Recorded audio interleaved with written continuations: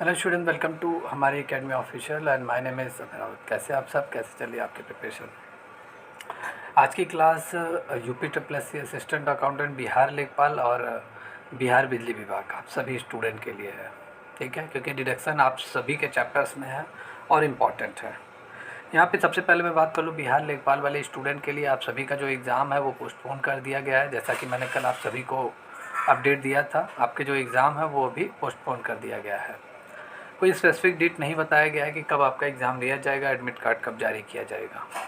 कल मैसेज आया, पोस्टपोन आपका हो गया है और लगभग समय नहीं मिला था आपको तैयारी के लिए, अब समय मिल गया है। तो आप सभी स्टूडेंट अपने अपने एग्ज़ाम के प्रिपरेशन में लग जाइए। चाहे जैसे पढ़िए, किसी तरह ऑनलाइन ऑफलाइन जैसे भी पढ़ाई करनी है ज़रूर पढ़ाई कीजिए। पाँचों पेपर अपना पूरा अच्छे से तैयार कीजिए। ठीक है। अब बिजली विभाग वाले स्टूडेंट आप सबके लिए मैं अपडेट दे दूं, आपका तो फॉर्म फिलअप हो रहा है और 19 जुलाई तक आपके फॉर्म फिलअप होंगे। अगस्त सितंबर में आपके एग्ज़ाम होने हैं और समय है आपके पास, लेकिन इस समय को ज़ाया मत कीजिए क्योंकि ये काफ़ी मैं कह सकता हूँ कीमती समय है।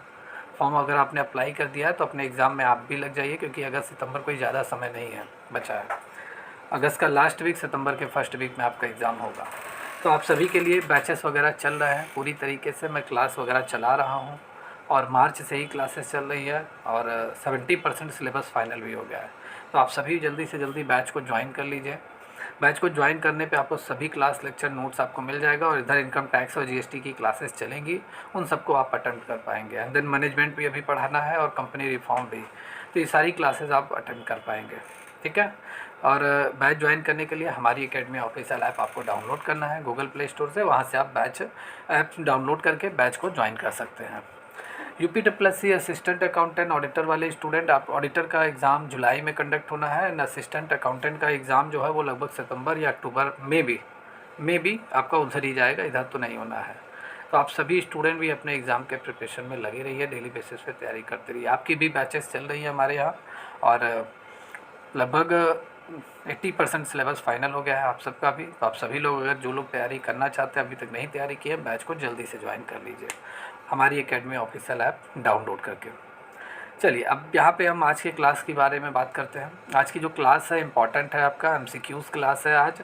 और ये डिडक्शन, इनकम टैक्स में आपका एक इम्पॉर्टेंट चैप्टर है डिडक्शन, मतलब कटौती।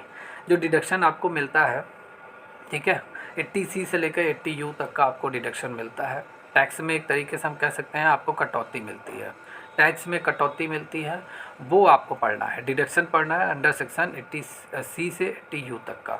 ठीक है, कौन कौन से डिडक्शन हमें मिलते हैं, कितनी डिडक्शन मतलब कितना अमाउंट हमें कटौती मिलता है हमारी टैक्सेबल इनकम में, और किन किन लोगों को मिलता है, मतलब इंडिविजुअल, एचयूएफ, कंपनी, किसको किस सेक्शन में डिडक्शन मिलता है, ये पूरा कंप्लीट आपको पढ़ना है। 1 नंबर 2 नंबर लगभग इस एग्ज़ाम से आपके आते हैं। तो आज हम लोग इस चैप्टर से जितने भी एमसीक्यूज़ क्वेश्चन होते हैं उनको डिटेल में कवर करेंगे, डिटेल में देखेंगे। ठीक है, ये सभी क्वेश्चन जो आज मैं डिस्कस करने वाला हूँ, ये सभी क्वेश्चन आपके एग्ज़ाम में आए हुए क्वेश्चन हैं। ओके, तो स्टार्ट करते हैं यहाँ पे सेक्शन डिडक्शन 80C से 80U तक का। ठीक है, देखिए डिडक्शन आपको दो तरीके की डिडक्शन आपको मिलती है, दो तरीके की कटौती आपको मिलती है आपकी टैक्सेबल इनकम में, कर योग्य आय में। जब आप अपनी पूरी ग्रॉस टोटल इनकम आप निकाल लेते हैं, जीटीआई निकाल लेते हैं, फिर उसके बाद आप डिडक्शन के लिए अप्लाई करते हैं। डिडक्शन जैसे 80C से 80U तक का आपको मिलता है। डिडक्शन दो तरीके के आपको मिलते हैं, एक पेमेंट के संबंध में मिलता है, अगर आपने पेमेंट भुगतान वगैरह कहीं किया हुआ है उसके रिलेशन में आपको मिलता है, और एक अगर आपकी इनकम जनरेट हो रही है तो उसके एवज में भी आपको डिडक्शन मिलता है। जैसे बहुत सारी योजनाओं में अगर आप पैसा इन्वेस्ट करते हैं तो वहाँ से ब्याज वगैरह आप तो कमाते ही कमाते हैं, इनकम आपकी जनरेट, तो वहाँ पे भी आपको डिडक्शन मिलता है। और बहुत सारा आप अगर आप पेमेंट वगैरह करते हैं तो उसमें भी आपको डिडक्शन वगैरह मिलता है। चलिए यहाँ पे पहले क्वेश्चन स्टार्ट करते हैं, क्वेश्चन से हम लोग यहाँ पे कैरी करते हैं। टुडे जब first question is section what amount is accepted for deduction under section 80DD regarding disability। Section 80D मतलब धारा 80DD, 80DD है, 80D नहीं है, 80DD। ठीक है, के अंतर्गत जो निःशक्तता है, निःशक्तता मतलब जो डिसेबल पर्सन है, ठीक है, के संबंध में स्वीकृत कटौती की राशि कितनी होगी। तो कह रहा है कि धारा 80DD में जो डिसेबल पर्सन है, ठीक है, उसके संबंध में कितना डिडक्शन मिलेगा, कितनी कटौती मिलेगी। ठीक है। अब पहले यहाँ पे डिटेल में जानते हैं कितना डिडक्शन मिलेगा, 50,000, 0, 75,000 या एक्चुअल एक्सपेंसेस। तो सेक्शन 80 DD पहले जानते हैं क्या। जैसे आप एक इंडिविजुअल हो, आप एक टैक्स पेयर हो, और आपको अगर इस सेक्शन 80 DD का फ़ायदा कब मिलेगा, मतलब कब आप टैक्स में कटौती की मांग कर सकते हैं सेक्शन 80 DD को अप्लाई करके। अगर आपके ऊपर कोई मतलब डिसेबल पर्सन है जो आपके ऊपर पूरी तरीके से डिपेंडेंट है, ठीक है। कोई भी डिसेबल पर्सन है। पहले डिसेबल पर्सन क्या होता है। डिसेबल पर्सन मतलब ये नहीं कि वो एक पैर से लंगड़ा है, चल नहीं सकता। डिसेबल में बहुत सारे लोग आएंगे। डिसेबल में एक पैर से नहीं चल सकता, दोनों पैर से नहीं चल सकता, ये सेवरल डिसेबिलिटी वो होगा, ठीक है। जैसे कोई अंधा है, ठीक है, कोई लिख नहीं पा रहा है, एक हाथ ही उसका नहीं है, ठीक है। ये सारी चीज़ें, बहुत सारी चीज़ें होती है कि डिसेबिलिटी होती है आपकी। तो यहाँ पे अगर मैं बात करूँ, अगर आपको इसका फ़ायदा कब मिलेगा, जैसे आप हैं, ये आप हैं, ठीक है। आपके ऊपर आश्रित कोई डिसेबल पर्सन है, वो चाहे तो आपका भाई हो सकता है, आपकी बहन हो वो भी डिसेबल हो, आपके माता पिता हो, आपकी वाइफ हो मतलब स्पाउस हो, आपके बच्चे हों, ठीक है।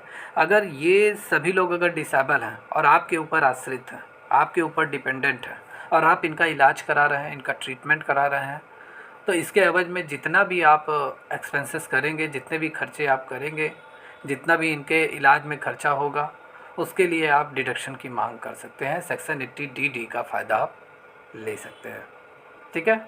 अब बात यहाँ पे उठती है कितना आपको डिडक्शन मिलेगा इसके थ्रू। तो इसमें कंडीशन बनाया गया।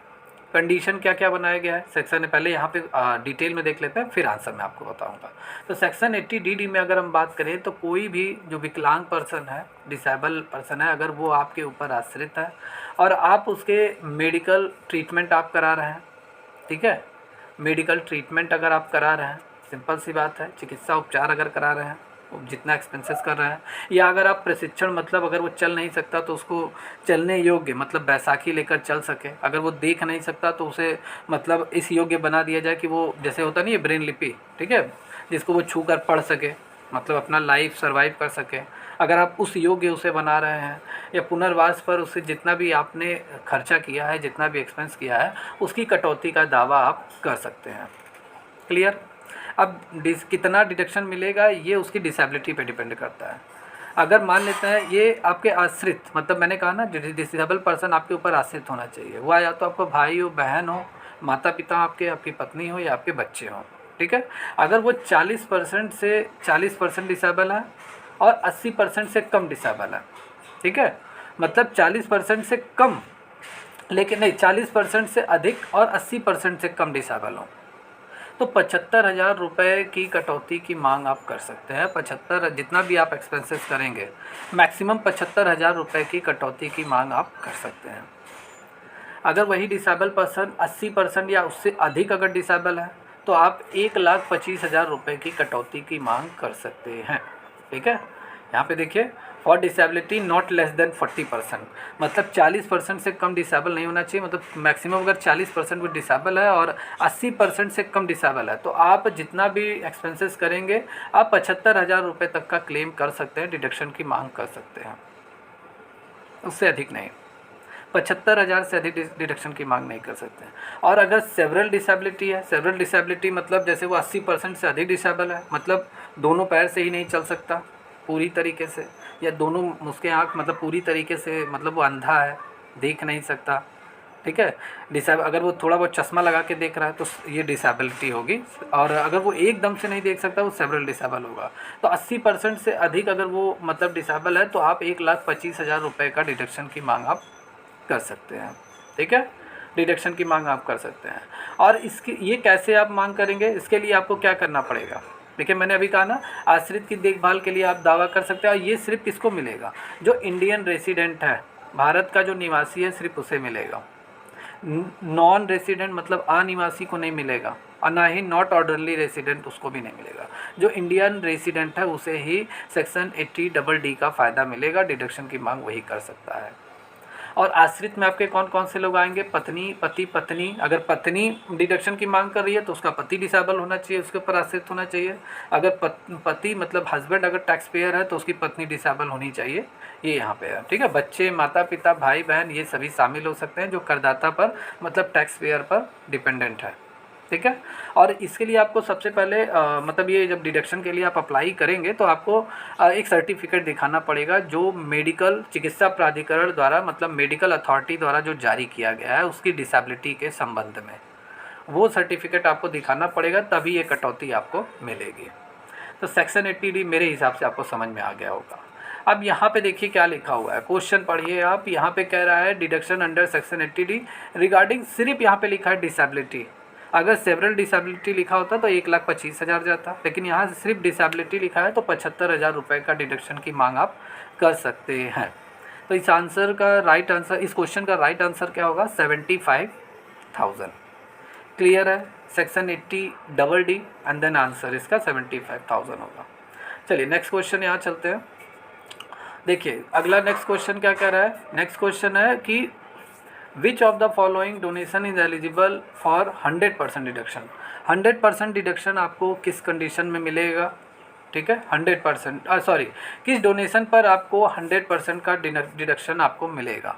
डोनेशन, आप सबको मालूम है कि ये डिडक्शन गवर्नमेंट क्यों देती है आपको, कटौती क्यों देती है? गवर्नमेंट चाहती है कि आप अपने पैसे को बचाइए, किसी प्लान में इन्वेस्ट कीजिए तो आपको सेक्शन 80D का मिलता है। गवर्नमेंट चाहती है कि आप अपनी लाइफ के बारे में सोचिए, ठीक है, इंश्योरेंस पॉलिसी वगैरह लीजिए तो आपको सेक्शन 80D का फ़ायदा देती है गवर्नमेंट, ठीक है। ऐसे गवर्नमेंट चाहती है कि आप समाज सेवी संस्थाओं को दान में अपना पैसा दान में कीजिए, मतलब डोनेट कीजिए। समाज सेवी संस्थाएं जितने भी इंडिया में चलती हैं, चाहे वो व्यक्तियों से लेकर हो चाहे जानवरों से रिलेटेड हो, आप गवर्नमेंट भी चाहती है कि आप अपना पैसा अगर आप दान वन में दे रहे हैं तो एक अच्छा काम कर रहे हैं, आप पुण्य का काम कर रहे हैं, और गवर्नमेंट भी आपको डिडक्शन देती है। गवर्नमेंट भी चाहती है कि आप पुण्य वगैरह भी कमाइए, ठीक है। तो डोनेशन पर भी आपको गवर्नमेंट टैक्स, आपकी टैक्सेबल इनकम में कटौती करती है और डिडक्शन आपको देती है, ठीक है। कर में कटौती आपको देती है, कर में छूट, ठीक है। तो डोनेशन आपके कई तरीके के होते हैं। ये मैंने लगभग जो लोग क्लास में पढ़े हुए हैं, जितने भी स्टूडेंट, थियरी में पढ़ा चुका हूँ क्लास में, जो लोग पढ़े होंगे उन्हें डिटेल में मालूम होगा पूरी तरीके से। कुछ मतलब 100% जो डोनेशन आप करते हैं, ठीक है, किसी भी संस्था में, किसी भी धर्मांत संस्था मतलब चैरिटेबल ऑर्गेनाइजेशन में, संस्था में, ठीक है, अगर आप जितना भी पैसा डोनेट करते हैं तो 100% भी आपको डिडक्शन मिलता है, और 50% भी कुछ रेयर केस में मिलता है। बहुत सारी संस्थाएं होती हैं, अगर वहाँ आप पैसा डोनेट कर रहे हैं तो आपको 50% मिलता है डोनेशन, डिडक्शन आपको मिलता है, ठीक है। तो ऐसे यहाँ पूछ रहा है किस दान पर 100% की कटौती स्वीकृत है, 100% आपको डिडक्शन मिलेगा, किस दान पर, किस डोनेशन पर? तो प्रधानमंत्री अकाल सहायता कोष में 50% आपको मिलता है, ठीक है। और ये राजीव गांधी फाउंडेशन वाला, ये मेरे हिसाब से अब हटा दिया गया है पूरी तरीके से, ठीक है। जो अभी नया लेटेस्ट आया है उसमें शायद ये हटा दिया गया है, तो इसको भी अभी आप 50% पहले था, अभी ये शायद हटा दिया गया है। राष्ट्रीय खेल कोष में मतलब नेशनल स्पोर्ट्स फंड में अगर आप पैसा अपना डोनेट करते हैं, दान में देते हैं, ठीक है, चाहे जैसा स्पोर्ट्स हो, तो आपको 100% का डिडक्शन मिलेगा। तो यहाँ सी आंसर आपका राइट है। जवाहरलाल नेहरू स्मृति कोष में आपको 50% का डोनेशन मिलता है। क्लियर? ये आपका हो गया। तो यहाँ पर आपका जो राइट आंसर है वो सी आंसर है, राष्ट्रीय खेल कोष में, मतलब नेशनल स्पोर्ट्स फंड में अगर आप अपना पैसा डोनेट करते हैं, दान में देते हैं, तो आपको 100% का डिडक्शन मिलेगा, ठीक है। अभी डिटेल में आगे मैं बात करूँगा। चलिए यहाँ पे बात करते हैं, सेक्शन 80C आपका आ गया, ठीक है। धारा 80C की कटौती लागू होती है, मतलब सेक्शन 80C एप्लीकेबल होता है, किस पर एप्लीकेबल होता है? तो देखिए ये एलिजिबिलिटी किसके किसके ऊपर लागू होती है। जितना भी सेक्शन डिडक्शन मिलता है सेक्शन 80C से 80U तक का, किसको किसको फ़ायदा मिलेगा? या तो वो इंडिविजुअल होगा, या तो वो HUF होगा, हिंदू अनडिवाइडेड फैमिली होगा, या तो वो कोई कंपनी है, कोई फर्म है, कोई AOP है, कोई BOI है, जितने भी पर्सन होते हैं आपके इनकम टैक्स एक्ट 1961 के अकॉर्डिंग। तो कह रहे हैं 80C की कटौती किसके ऊपर कटौती लागू होती है, किसके ऊपर लागू होती है? तो 80C का फ़ायदा सिर्फ और सिर्फ किसे मिलेगा? ये मिलेगा व्यक्ति और हिंदू अविभाजित परिवार को, मतलब individual and Hindu undivided family को इसका फ़ायदा मिलेगा सेक्शन 80C का, ठीक है। बाकी फर्म, सहकारी समितियाँ, कंपनी, इनको सेक्शन 80C का फ़ायदा नहीं मिलेगा। अब आइए यहाँ पे बात करते हैं सेक्शन 80C आपका है क्या। तो देखिए गवर्नमेंट पूरी तरीके से ये जान रही है कि आज का जो युवा वर्ग है, ठीक है, वो कमाता ज़्यादा है, मान लेते हैं पहले के मुकाबले आज के लोग ज़्यादा पैसा कमा रहे हैं, लेकिन इन्वेस्टमेंट उनकी काफ़ी कम है, इन्वेस्टमेंट वो नहीं करते हैं। जैसे आप अपने आप को खुद को ले लीजिए, अगर आप 20,000 कहीं से पा रहे हैं, मान लेते हैं सैलरी वगैरह, तो 10,000 रुपये तो आप अपना मतलब अपने ऊपर खर्च कर रहे हैं, मोबाइल का रिचार्ज, गाड़ी का तेल वेल सब मिला के आप खर्च कर दे रहे हैं, फिर कुछ पैसा आप अपने घर में दे रहे हैं, ठीक है। बाकी बचे पैसे को आप सेविंग के रूप में रखते हैं, लेकिन वो ऐसी जगह आप सेविंग नहीं करते हैं जहाँ पे आपको कुछ एक्स्ट्रा इनकम मिले, ठीक है। आप टेम्परेरी रखे रहते हैं, फिर वो भी आपका मतलब कभी ना कभी खर्च हो जाता है, ठीक है। बैंक वगैरह में रख रहे हैं, फिर कभी ना कभी आप निकाल कर मतलब एक्सपेंसेस करते रहते हैं। गवर्नमेंट चाहती है कि आप बहुत सारी जो प्लान वगैरह चलती हैं, इन्वेस्टमेंट स्कीम चलती है, ठीक है, गवर्नमेंट चाहती है आप उन स्कीम में अपना पैसा इन्वेस्ट कीजिए, और जितना इन्वेस्ट करेंगे उसका डिडक्शन आपको मिलेगा।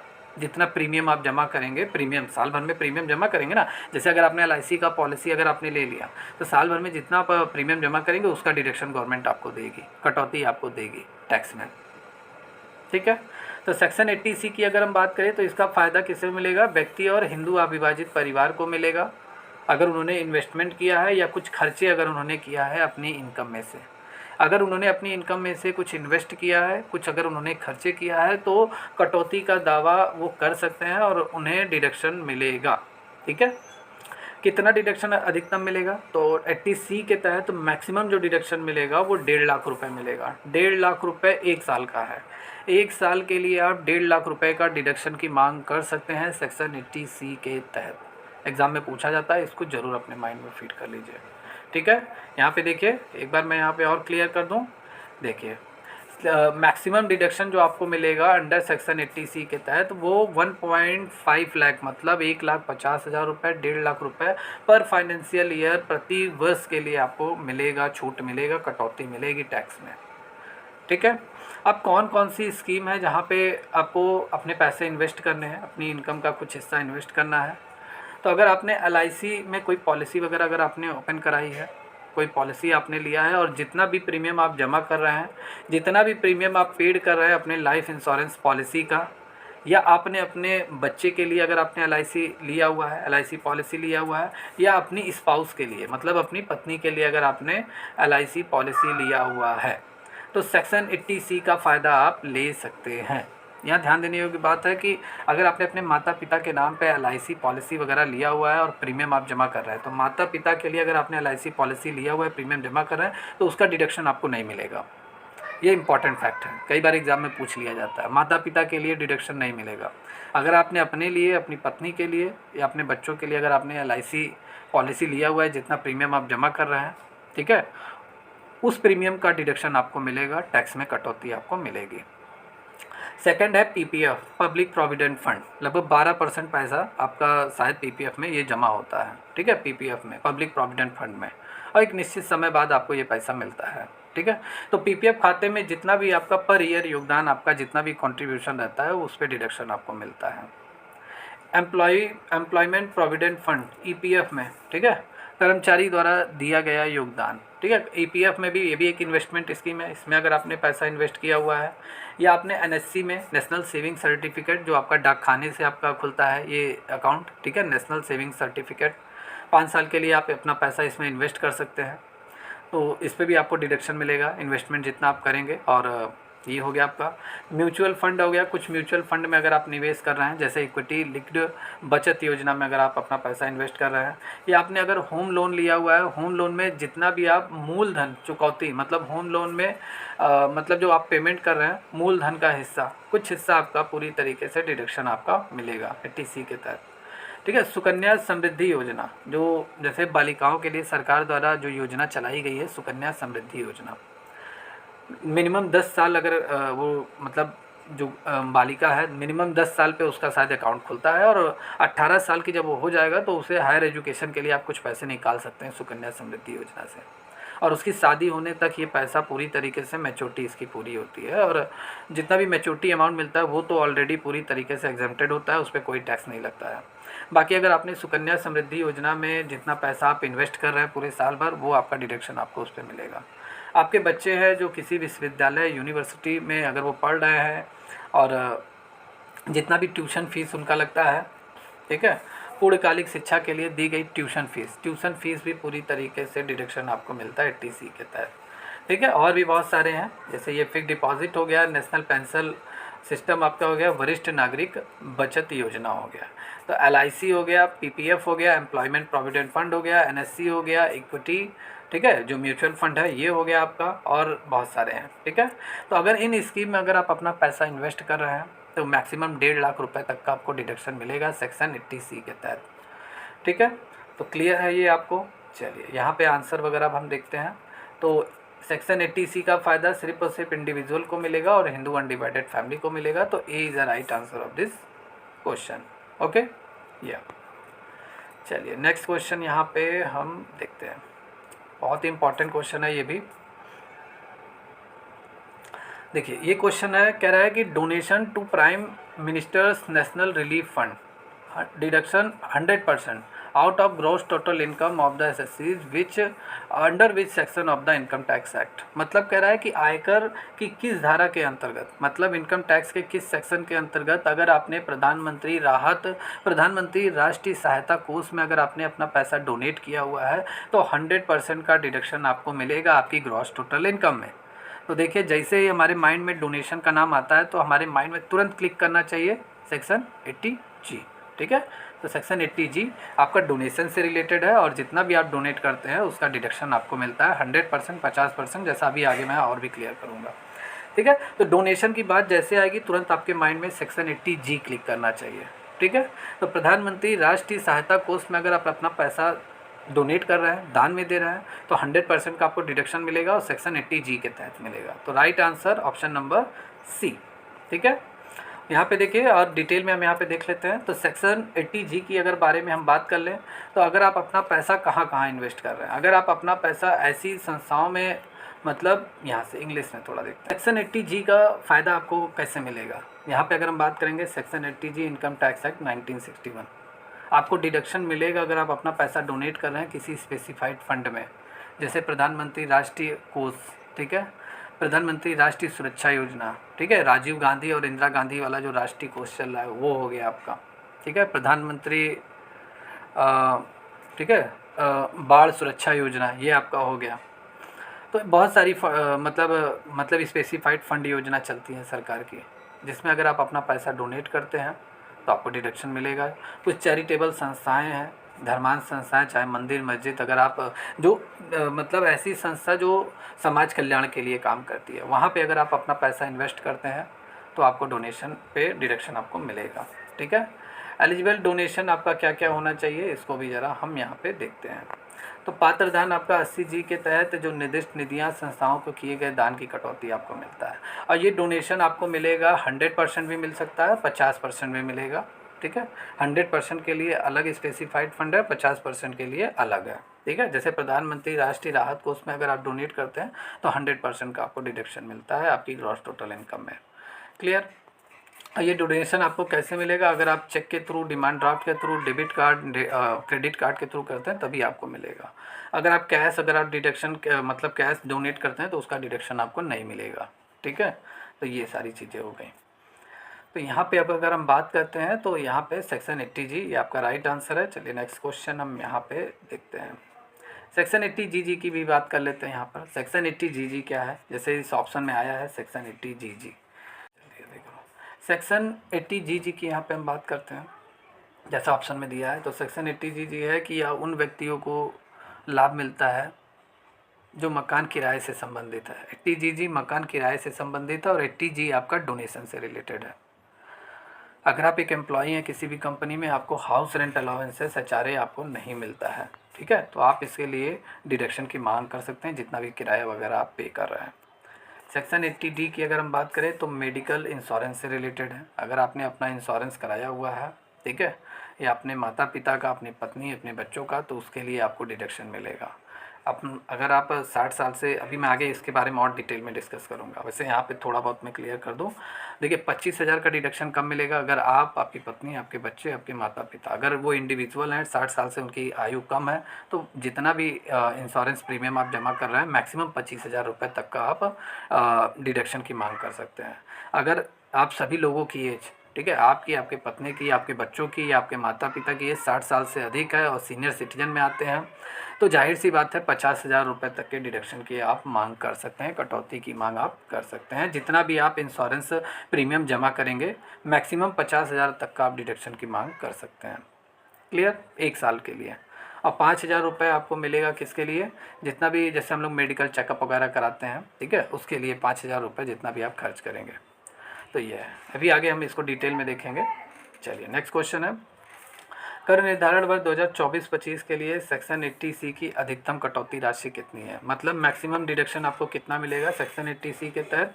तो ये अभी मैंने पढ़ाया है 1,50,000 रुपये, मतलब 1.5 लाख रुपये का डिडक्शन आपको मिलेगा। क्लियर।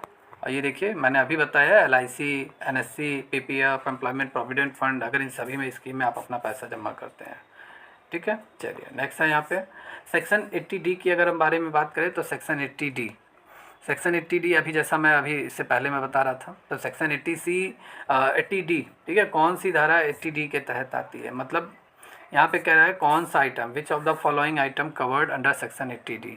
तो अभी मैंने बताया है जितना भी आप मेडिकल इंश्योरेंस प्रीमियम जमा करते हैं, जैसे आप अपने और अपने पत्नी, बच्चों के लिए, माता पिता के लिए जितना भी इंश्योरेंस प्रीमियम लेते हैं, ठीक है, सरकार भी चाहती है कि आप अपने लाइफ का इंश्योरेंस कराइए, क्योंकि नॉर्मली हम लोग अगर बाइक वगैरह लेते हैं तो हम लोग अपने बाइक का इंश्योरेंस करा लेते हैं कि अगर नियर फ्यूचर में अगर वो टूट फूट गया तो उसका क्लेम करने पे हमें मिल जाएगा, ठीक है। लेकिन हम अपना इंश्योरेंस भी हमें कराना चाहिए, तो गवर्नमेंट भी चाहती है। तो जितना भी आप किसी भी मतलब मेडिकल इंश्योरेंस लेते हैं किसी भी कंपनी से, चाहे वो पब्लिक कंपनी हो, प्राइवेट कंपनी हो, अगर आप मेडिकल इंश्योरेंस अगर आपने लिया हुआ है तो जितना भी प्रीमियम आप जमा कर रहे हैं पूरे साल भर में, उसका डिडक्शन की मांग आप कर सकते हैं, ठीक है। इसमें भी कंडीशन है, आइए यहाँ पे देखते हैं। तो कंडीशन क्या क्या है, जैसा मैंने बताया है, कंडीशन है कि मतलब अभी, ठीक है, सेक्शन 80D के तहत 25,000 रुपये अगर आप सभी लोगों की एज, आपकी पत्नी, बच्चे, माता पिता की 60 साल से कम है तो 25,000, और 60 साल से अधिक है तो 50,000 का डिडक्शन आपको मिलेगा। तो बी आंसर यहाँ पे सही है। ओके, देखिए सेक्शन 80D करदाता, जीवन साथी, माता पिता, आश्रितों के लिए चिकित्सा बीमा के लिए भुगतान किए गए प्रीमियम पे आपको कर कटौती मिलती है। और ये किसको मिलेगा, ये व्यक्ति को मिलेगा और हिंदू अनडिवाइडेड फैमिली को मिलेगा। इनके अलावा किसी कंपनी को, AOP, BOI इन लोगों को नहीं मिलेगा। और इसमें वरिष्ठ नागरिकों को किए गए चिकित्सा व्यय को भी शामिल किया जाता है, ठीक है। चलिए यहाँ पे बात करते हैं सेक्शन 80E की बात करते हैं। सेक्शन 80E की बात करेंगे तो सीधा हमारे माइंड में क्लिक करता है हायर एजुकेशन के लिए लिया गया लोन, ठीक है। तो सेक्शन 80E क्या कहता है कि उच्च शिक्षा के लिए अगर आपने मतलब हायर एजुकेशन के लिए अगर आपने जितना लोन वगैरह लिया हुआ है, ठीक है, उस पर जितना भी आपका ब्याज बन रहा है उसकी छूट सीमा कितनी है ये पूछा जा रहा है, ठीक है। जैसे सेक्शन 80E है क्या, पहले ये ध्यान से समझिए। जैसे ये मैं हूँ, मान लेते हैं सेक्शन 80E के तहत आपने लोन लिया हुआ है हायर एजुकेशन के लिए, आप अपने लिए भी ले सकते हैं, आप अपने बच्चों के लिए भी लोन वगैरह लेते हैं हायर एजुकेशन के लिए, आप अपनी पत्नी को अगर पढ़ाना चाहते हैं उसके लिए अगर आपने हायर एजुकेशन के लिए लोन लिया हुआ है, जितना भी आपने लोन लिया हुआ है 10 लाख, 15 लाख, 20 लाख, भाई देखिए लोन का पैसा तो चुकाना पड़ेगा, चाहे बैंक हो या कोई भी संस्था से आपने लिया हो, लोन का तो पैसा देना पड़ेगा। हायर एजुकेशन के लिए अगर आपने लिया हुआ है मूलधन तो देना पड़ेगा ही, लेकिन जितना भी ब्याज अगर आप दे रहे हैं लोन के साथ, तो गवर्नमेंट कहती है कि आपने अगर हायर एजुकेशन के लिए लोन लिया हुआ है सेक्शन 80E के तहत अगर आपने लिया हुआ है, तो आप जितना भी ब्याज दे रहे हैं ना बैंक को या जिस कंपनी से अगर आपने लोन लिया हुआ है, तो ब्याज आपका पूरी तरीके से क्या होगा, डिडक्शन मिलेगा। इंटरेस्ट का आपको डिडक्शन मिलेगा, इंटरेस्ट में आपको छूट मिलेगी, ब्याज में छूट आपको मिलेगा। किसके तहत मिलेगा, सेक्शन 80E के तहत मिलेगा। कितना ब्याज आपको कटौती मिलेगा, तो ये नो लिमिट है, ठीक है, नो लिमिट है ये, मतलब कोई सीमा नहीं है। जितना भी ब्याज आप पूरे साल भर में अगर जमा कर रहे हैं बैंक से, अगर आपने मान लेते हैं सपोज़ कीजिए 10 लाख का लोन आपने ले लिया, ठीक है, 10 लाख का, और 10 लाख पे आप मान लेते हैं 10% अगर आप इंटरेस्ट जमा कर रहे हैं, तो 10 लाख का 10% कितना होगा, 1 लाख रुपए। तो 1 लाख रुपए का डिडक्शन की आप मांग कर सकते हैं। 1 लाख का ब्याज अगर आप जमा कर रहे हैं तो 1 लाख का ब्याज आपका पूरी तरीके से डिडक्टिबल होगा, कटौती आपको मिलेगी, ब्याज में छूट आपको मिलेगा। और किसके तहत मिलेगा, सेक्शन 80, ठीक है, E के तहत मिलेगा। और क्यों मिलेगा, क्योंकि आपने 10 लाख रुपए ये हायर एजुकेशन के लिए आपने लिया हुआ है। किसके लिए लिया हुआ है, उच्च शिक्षा के लिए आपने लिया हुआ है। क्लियर, तो यहाँ पे डी आंसर आपका सही होगा। अब यहाँ पे बात थोड़ी बहुत एक्स्ट्रा मैं और भी क्लियर कर दूँ। ये देखिए ब्याज, अब बात यहाँ पे उठती है कि कब तक मतलब लोन वगैरह जो हम लोग लेते हैं ये काफ़ी सालों तक के लिए हम पे करते हैं। भाई अचानक तो हम पे नहीं कर देंगे, काफ़ी सालों तक हम लेते हैं, मतलब काफ़ी सालों तक हम पे करते हैं। आज अगर हमने 10 लाख का लोन ले लिया, ठीक है, तो तुरंत तो हम पे नहीं कर पाएंगे भाई, हर साल एक इंस्टॉलमेंट बन जाएगा हमारा, प्रिंसिपल अमाउंट और प्लस इंटरेस्ट दोनों हम पे करेंगे हर साल, ठीक है। तो कब तक ये पूरी तरीके से इंटरेस्ट पे कटौती आपको मिलेगी, डिडक्शन आपको मिलेगा, तो लगातार 10 सालों के 8 सालों के लिए आपको मिलेगा, ठीक है। जैसे अगर आप मान लेते हैं पहली किस्त जमा कर रहे हैं 2024 में, तो ये डिडक्शन आपको मिल गया, एक साल पहला साल यहीं से स्टार्ट हो गया, और लगातार 8 साल मतलब 2000 कितना, इसमें 8 जोड़ेंगे कितना होगा 2032, तो 2032 तक आप इंटरेस्ट में कटौती की मांग कर सकते हैं, जितना भी आप प्रिंसिपल अमाउंट के साथ इंटरेस्ट पे करेंगे। और ये सब किसके तहत पॉसिबल है, सेक्शन 80E के तहत पॉसिबल है, ठीक है। तो 80C उस वर्ष से शुरू होती है जब आप अपना जो एजुकेशन लोन आप जब से रीपेइंग करते हैं, जब से चुकाना चालू करते हैं आप। और इंटरेस्ट का फ़ायदा आपको कब तक मिलेगा, 80E का फ़ायदा बेनिफिट आपको 8 सालों तक मिलेगा, ठीक है। ये आपका होगा। और अगर आपने मान लेते हैं आपने शिक्षा होम लोन चुकाया नहीं है तो 80E के लिए लाभ का दावा नहीं कर सकते हैं। मान लेते हैं आपने लोन ले लिया, लोन आप पे ही नहीं कर रहे हैं, मतलब मूलधन और प्लस इंटरेस्ट आप पे नहीं कर रहे हैं बैंक या कंपनी को, तो उसका फ़ायदा भी आपको नहीं मिलेगा, क्योंकि इसका मतलब क्लेम करने के लिए आपको सर्टिफिकेट, कुछ ना कुछ डॉक्यूमेंट दिखाने पड़ेंगे, लीगल डॉक्यूमेंट्स, इसका फ़ायदा लेने के लिए कि मैंने इस साल इतना किस्त हमने पे किया है, इतना इंटरेस्ट पे किया हुआ है, ठीक है। बॉन्ड्स वगैरह दिखाने पड़ेंगे आपको। चलिए नेक्स्ट क्वेश्चन यहाँ पे देखते हैं। वरिष्ठ नागरिक, मतलब यहाँ पे कह रहा है वरिष्ठ नागरिक मतलब सीनियर सिटीजन, एक्स के स्वास्थ्य बीमा प्रीमियम देने पर अधिकतम कटौती मिलेगी, यहाँ पे ये पूछा जा रहा है। मतलब सीनियर सिटीजन है और उनके लिए अगर आपने मेडिकल इंश्योरेंस प्रीमियम अगर आप पे कर रहे हैं तो कितना आपको डिडक्शन मिलेगा। तो देखिए मेडिकल इंश्योरेंस प्रीमियम की बात आती है तो सेक्शन 80D की बात आ जाती है। सेक्शन 80D किससे संबंधित है, मेडिकल इंश्योरेंस प्रीमियम मतलब चिकित्सा, ठीक है, स्वास्थ्य बीमा योजना से संबंधित है, क्लियर, मेडिकल इंश्योरेंस प्रीमियम से रिलेटेड है। तो मैंने आपको बताया था कि अगर देखिए सीनियर सिटीजन मतलब कि कितना, 60 साल से अधिक आयु के लोग सीनियर सिटीजन के होते हैं। अगर आपकी एज 60 साल से अधिक है तो आप सीनियर सिटीजन में आएंगे। और मैंने सिटीजन आप सभी लोगों को बता रखा है, जैसे इंडिविजुअल आपके कब से कब तक होते हैं, 18 साल से, ठीक है, इंडिविजुअल टैक्स पेयर 18 से 60 तक होते हैं। सीनियर सिटीजन कब से कब तक के होते हैं, तो ये 60 साल से इनकी एज अधिक होती है, 80 साल तक ये होते हैं, ये भी एक तरीके के टैक्स पेयर होते हैं। और SSC मतलब सुपर सीनियर सिटीजन, इनकी एज 80 साल से, जिनकी एज 80 साल से अधिक होती है वो सुपर सीनियर सिटीजन में आते हैं, मतलब अति वयस्क नागरिक होते हैं, क्लियर। तो 3 तरह के सिटीजन आपके होते हैं इंडिया में, individual, senior citizen, super senior citizen.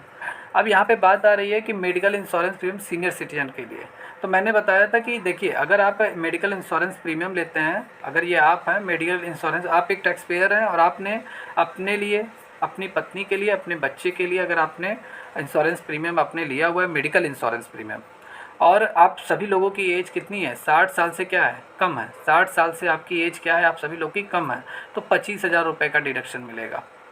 और अगर आपके माता पिता की भी यही साथ में बात कर लेते हैं, अगर आपके माता पिता की भी एज 60 साल से कम है तो 25,000, या आप सभी लोगों की अगर एज 60 साल से अधिक है, प्लस है 60 साल से, तो आप सभी लोगों को मेडिकल इंश्योरेंस प्रीमियम के तहत सेक्शन 80D के तहत आपको 50,000 रुपये का डिडक्शन आपको मिलेगा, ठीक है। तो वरिष्ठ नागरिक है तो 80D के तहत आपको 50,000 रुपये का डिडक्शन मिलेगा, 50,000 रुपये तक की प्रीमियम पे कटौती आपको मिलेगी, क्लियर। ये आप पढ़ लीजिए, यहाँ पे सेक्शन 80D के तहत 25,000 और सीनियर सिटीजन के लिए 50,000 रुपये है। चलिए नेक्स्ट क्वेश्चन है कि राम ने अपने स्वास्थ्य का बीमा प्रीमियम 10,000 रुपये रोकड़ में दिया, सेक्शन 80D के तहत उसे कितनी कटौती मिलेगी, कितनी कटौती उसे मिलेगी।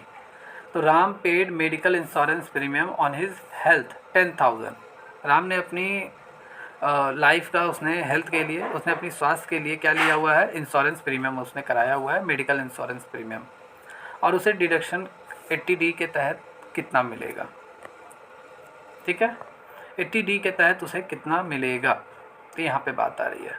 तो यहाँ पे आपका जो राइट आंसर है देखिए राम एज अ यहाँ पे इंडिविजुअल है और उसने अपना हेल्थ इंश्योरेंस अगर उसने कराया है तो सेक्शन 80D के तहत उसे यहाँ पे ऐसी एज नहीं दी गई है, एज यहाँ क्वेश्चन में नहीं दिया गया है, नॉर्मली एज नहीं दिया गया है, लेकिन हम मान के चलते हैं इसकी एज 60 साल से कम है तो मैक्सिमम 25,000 रुपये तक का इसे डिडक्शन मिलेगा, लेकिन यहाँ ऑप्शन में 25,000 है नहीं।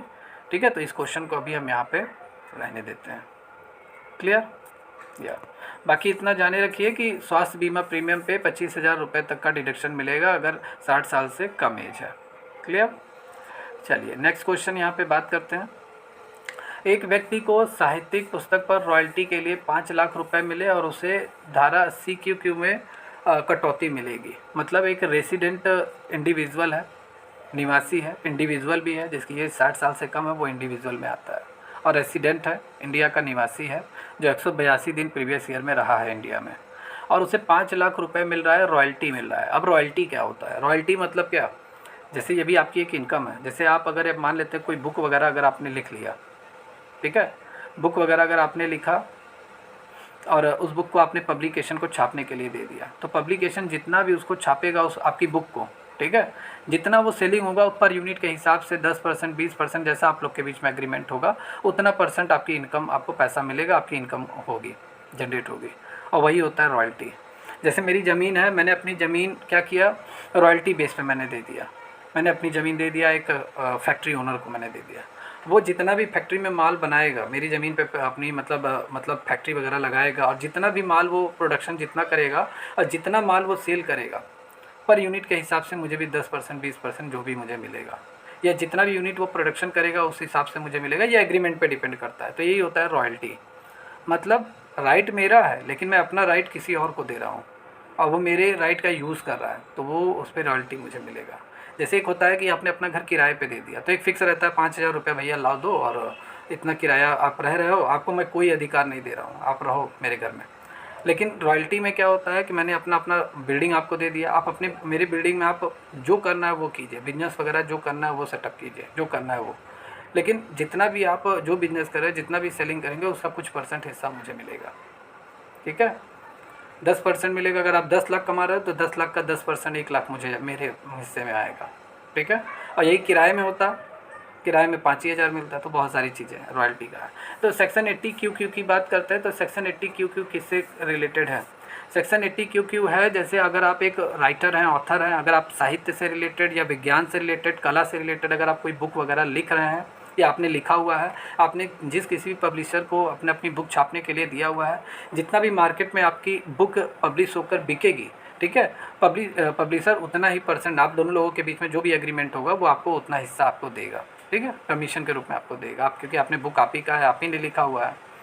तो यही होता है सेक्शन 80QQ के तहत आपको जितनी भी इनकम मिल रही है, ये इनकम आपकी होती है, रॉयल्टी की इनकम होती है। ठीक है, और इसी पे ही आपको डिडक्शन मिलता है। तो कोई एक रेसिडेंट पर्सन है जिसे साहित्यिक पुस्तक लिखने पर उसे मतलब पब्लिशर उसे कुछ % इनकम जनरेट हो रहा है, उसे मिल रहा है, तो रॉयल्टी के तहत उसे 5 लाख रुपए मिला है। तो सेक्शन 80QQ के तहत कितना डिडक्शन पूरी तरीके से एलिजिबल होगा? तो 3 लाख रुपए तक का डिडक्शन की आप मांग कर सकते हैं।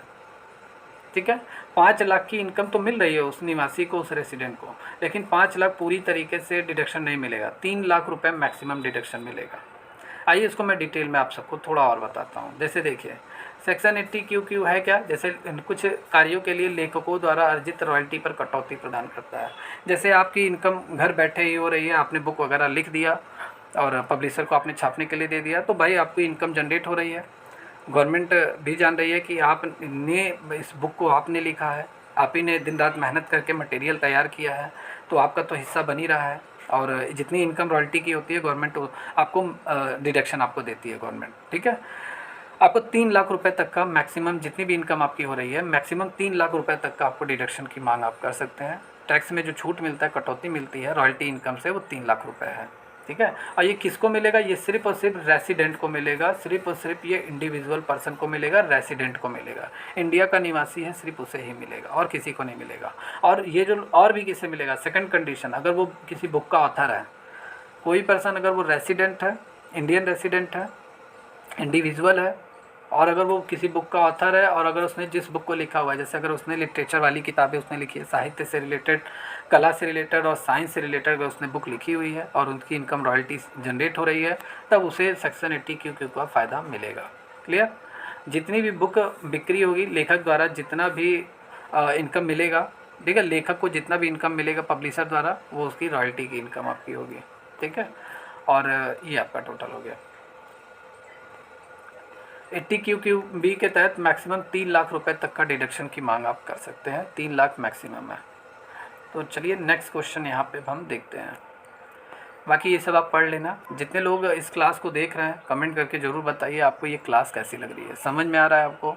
और बाकी आप सभी लोग अगर तैयारी वगैरह करना चाहते हैं, कंप्लीट डिटेल में तैयारी करना चाहते हैं, जो जल्दी से जल्दी बैच को ज्वाइन कर लीजिए। बैच को ज्वाइन करने के लिए हमारी एकेडमी ऑफिशियल ऐप आपको डाउनलोड करना है, रजिस्टर करना है, लॉगिन करना है, गूगल प्ले स्टोर से आपको मिल जाएगा।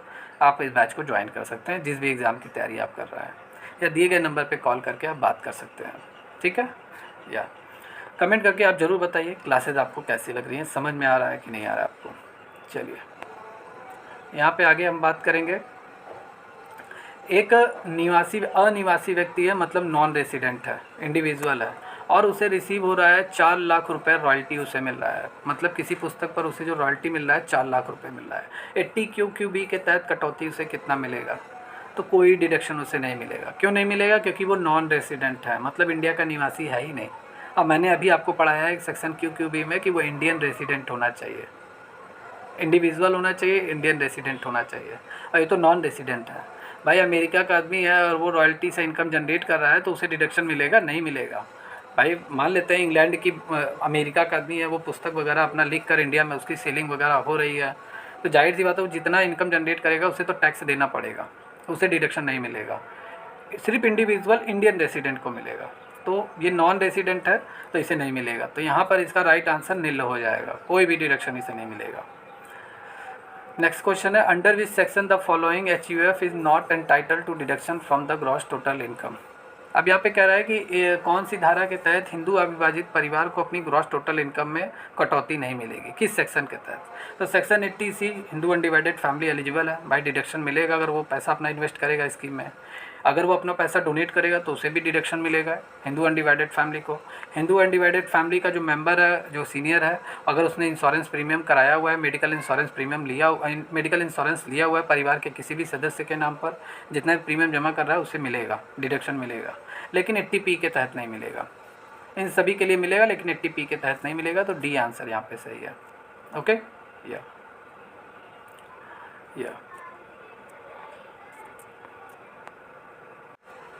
चलिए नेक्स्ट क्वेश्चन है, किस आय पर धारा 80G के तहत कटौती नहीं दी जा सकती? सेक्शन 80G अभी मैंने आपको पढ़ाया है। सेक्शन 80G में मतलब डोनेशन करने पे आपको डिडक्शन मिलता है, तो किस तरह की इनकम पे आपको डोनेट करने पे आपको डिडक्शन नहीं मिलेगा? तो देखिए, अगर आपकी सैलरी से इनकम आपकी रिसीव हो रही है, उस पैसे को आप डोनेट कर रहे हैं, कुछ अपनी सैलरी का कुछ हिस्सा अगर आप डोनेट कर रहे हैं तो डिडक्शन आपको मिलेगा, नो डाउट है। यहाँ पे अगर हो गया मकान संपत्ति से आए, अगर आपको मकान से मतलब हाउस प्रॉपर्टी से अगर आपकी इनकम जनरेट हो रही है और उस पैसे को आप डिनोट कर रहे हैं कुछ हिस्सा हाउस प्रॉपर्टी का, तो डोनेट कर रहे हैं, आपको डिडक्शन मिलेगा। लेकिन लॉन्ग टर्म कैपिटल गेन से जितनी भी आपकी इनकम हो रही है, दीर्घकालीन पूंजी लाभ से जितना भी पैसा आप डोनेट कर रहे हैं उसका डिडक्शन नहीं मिलेगा। तो यहाँ पे सी आंसर आपका सही हो जाएगा। ठीक है, ये एक रूल है। ठीक है, ये एक रूल है, इसको याद कर डालिए आप। देखिए, डिडक्शन डोनेशन आपका कौन सा एलिजिबल नहीं है। जैसे डोनेशन अगर आप कर रहे हैं, जैसे अगर आप किसी भी संस्था में जाके मतलब कौन से पात्र हैं कौन से नहीं पात्र हैं, इसको ज़रा ध्यान से देखिए।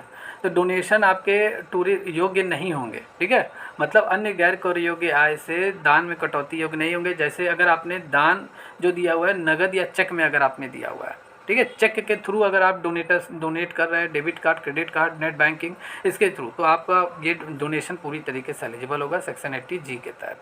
अगर आप कपड़े, भोजन, दवाइयाँ आदि के रूप में अगर आप डोनेट कर रहे हैं, जैसे किसी संस्था में जाकर आप कपड़े दे रहे हैं, दवाइयाँ दे रहे हैं, ठीक है, और भोजन वगैरह दे रहे हैं समाज सेवी संस्थाओं को, तो 80G के तहत ये पात्र नहीं है। इस तरह के डोनेशन एलिजिबल नहीं है। क्लॉथ, फूड और मेडिकल, ये सभी एलिजिबल नहीं है।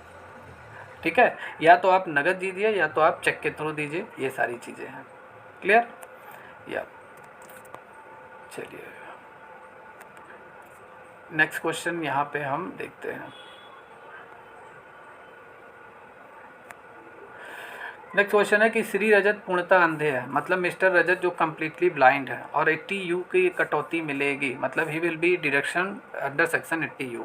अब देखिए 80U अब पहली बार आया है, अभी तक जितना मैंने पढ़ाया 80U नहीं आया था। 80U है क्या, जैसे एक मैंने आपको पढ़ाया था अभी आज ही के, मतलब पहला ही क्वेश्चन था 80DD मैंने आपको पढ़ाया है।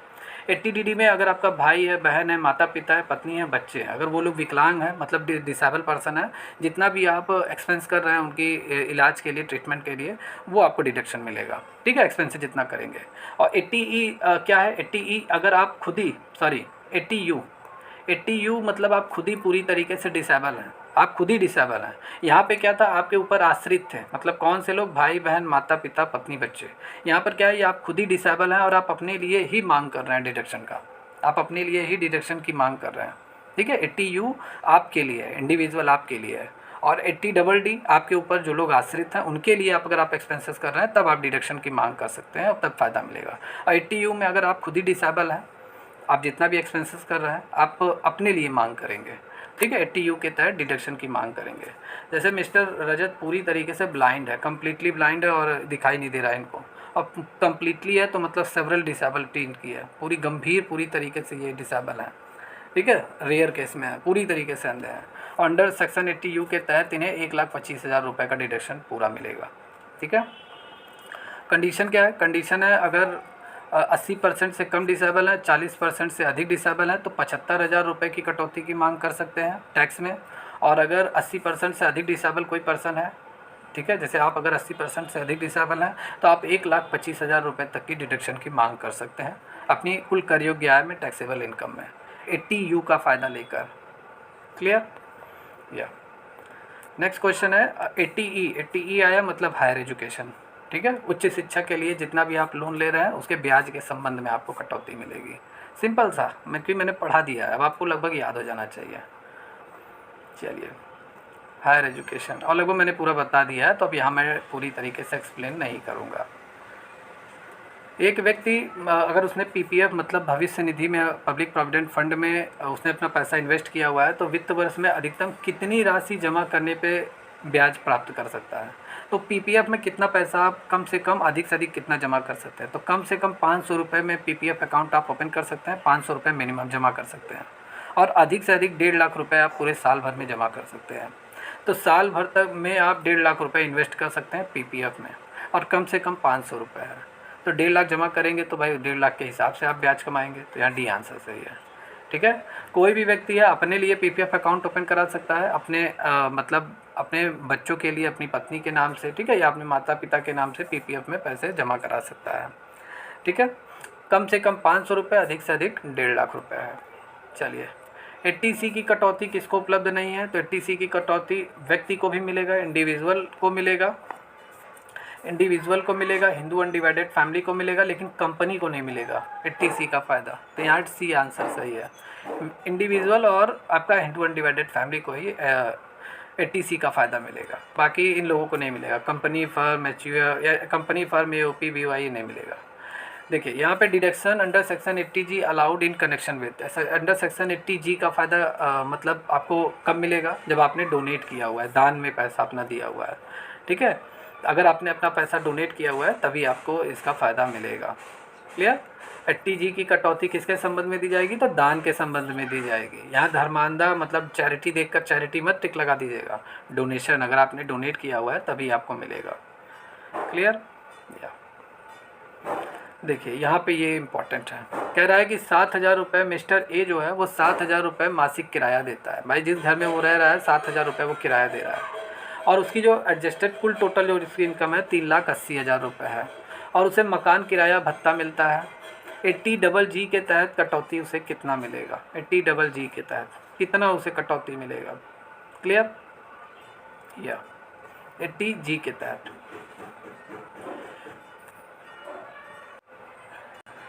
या तो यहाँ पे अगर हम बात करेंगे 80 GG का, तो 80G क्या कहता है, 80GG क्या कहता है। अगर मैं कह रहा है कि मिस्टर ए है जो मासिक किराया जो देता है, जिस किराए के घर पे वो रहता है 7,000 रुपये है, उसकी टोटल इनकम 3,80,000 रुपये है। लेकिन सेक्शन 80GG कहता है कि कुछ सैलरी वाले ऐसे पर्सन है, मतलब आप अगर किसी कंपनी में काम कर रहे हैं, आपको HRA नहीं मिल रहा है, हाउस रेंट अलाउंसेस नहीं मिल रहा है, ठीक है, मकान किराया भत्ता आपको नहीं मिल रहा है, रहने के लिए आपको कोई भी कंपनी की तरफ से सुविधा नहीं मिल रहा है, तो आप सेक्शन 80G का फ़ायदा उठा सकते हैं और जितना भी किराया आप पे कर रहे हैं मकान किराए का, ठीक है, उसके लिए डिडक्शन की मांग आप कर सकते हैं और मैक्सिमम 5,000 रुपये तक का आप डिडक्शन की मांग कर सकते हैं। और भी बहुत सारी इसमें रूल एंड रेगुलेशन है, ठीक है, वो लगभग मैंने क्लास में पढ़ाया हुआ है। तो यहाँ पे जो क्वेश्चन में दे रखा है कि उसे मकान किराया भत्ता मिलता है, तो मकान किराया भत्ता मिलता है तो उसे मतलब मिस्टर ए को 80GG का फ़ायदा नहीं मिलेगा, क्योंकि सेक्शन 80GG कहता है कि अगर आपको सैलरी वाले पर्सन है, मतलब वेतन भोगी अगर आप व्यक्ति हैं और आपको मकान किराया भत्ता कंपनी की तरफ से नहीं मिल रहा है, तो सेक्शन 80GG के तहत आप मकान किराया जितना भी आप पे कर रहे हैं 5,000 रुपये तक मैक्सिमम, ठीक है, डिडक्शन की मांग आप कर सकते हैं, ठीक है, या अपनी ग्रॉस टोटल इनकम का 25% हिस्सा आप डिडक्शन की मांग कर सकते हैं सेक्शन 80GG के तहत। ओके, या आपने जितना किराया पे किया है और अपनी टोटल इनकम का 10% निकाल कर माइनस कर दीजिए, तीनों में जो कम रहेगा वो डिडक्शन की मांग आप कर सकते हैं। बस इतना जानिए आप। और यहाँ पे इसे मकान किराया भत्ता मिल रहा है तो इसे डिडक्शन नहीं मिलेगा सेक्शन 80GG के तहत, तो यहाँ पे निल रहेगा। D is the right answer of this question. Okay, तो आज की क्लास जो है वो आपकी काफ़ी इंपॉर्टेंट थी। देखिए यहाँ पे 80G के तहत 5,000 रुपये मैक्सिमम या उसकी ग्रॉस टोटल इनकम का 10%, ठीक है, दोनों में से जो कम रहेगा वो पूरी तरीके मकान किराए भत्ते में जो भी कम होगा, ठीक है, वो पूरी तरीके से अप्लीकेबल होगा डिडक्शन के लिए। तो आज की क्लास यहीं ओवर होती है। डिडक्शन चैप्टर से जितने भी MCQs थे, जितने भी इंपॉर्टेंट क्वेश्चन थे, वो लगभग मैंने आपको डिटेल में करा दिया है, 1 to 1 क्वेश्चन। आई होप मेरे हिसाब से सभी क्वेश्चन आपको समझ में आए होंगे। डिटेल में ये क्लास थी और बाकी जितने भी स्टूडेंट इस क्लास को देख रहे हैं कमेंट करके बताइए क्लास कैसी लगी, समझ में आया आपको। समझ में आया हो तो चैनल को लाइक एंड सब्सक्राइब करना ना भूलें। जितने भी स्टूडेंट जो लोग बिहार बिजली विभाग की तैयारी करना चाहते हैं, बिहार लेखपाल एग्ज़ाम की तैयारी करना चाहते हैं, UPSSC असिस्टेंट अकाउंटेंट एग्ज़ाम की तैयारी करना चाहते हैं, आप सभी स्टूडेंट जल्दी से जल्दी बैच को ज्वाइन कर लीजिए। बैच को ज्वाइन करने पर आपको डेली बेसिस पे class, lecture, notes, PDF and weekly test वगैरह आप सभी को मिलता रहेगा। तो आप सभी स्टूडेंट बैच को ज्वाइन करना चाहते हैं, हमारी एकेडमी ऑफिशियल ऐप आप डाउनलोड कीजिए, गूगल प्ले स्टोर पर मिल जाएगा, वहाँ पे रजिस्टर लॉगिन करके आप इस बैच से जुड़ सकते हैं। अधिक जानकारी के लिए आप दिए गए नंबर पे कॉल कर सकते हैं। ओके, तो आज की क्लास में इतना ही, मिलते हैं कल की क्लास में। Take care and good bye.